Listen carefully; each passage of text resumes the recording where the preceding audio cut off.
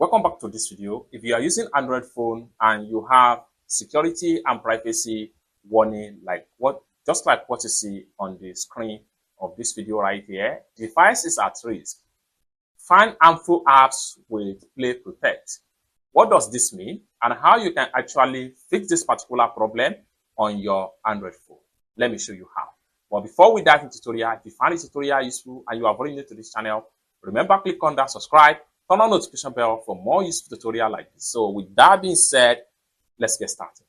So welcome back to the video. The very first thing you want to do is to head over to your Android phone settings. So how do we do that? I'm going to simply click on the top right here, click on the setting icon, and it's going to open up like so. Next thing I'm going to do is to simply scroll down, continue to scroll down, and make sure you head over to security and privacy right here. Click on that. Then it's going to take you right here. What you need to do right here is to simply click on turn on Play Protect. Play Protect on, just like so. Then the next thing you want to do here, you still have some device may be at risk information right here.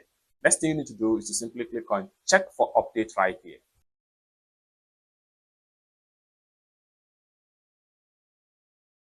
So allow the update to check completely and it's going to take you right here. Next thing you need to do, once it takes you right here, simply come down below right here and make sure you click on check for updates. Allow the update to check completely and your phone risk will be fixed and your phone is going to work perfectly. So what we want to do here is to exit from here now. Then I'm going to head over to my Play Store right here. Then from Play Store, I'm going to click on the profile icon. Then I'll go to Play Protect. So by the time I click on scan right here, so allow the scan to run completely. And no harmful apps found. It's that simple. For more tutorial about how best to use your Android phone, consider to subscribe. Thank you so much for watching and I hope to see you in my next video. Bye for now.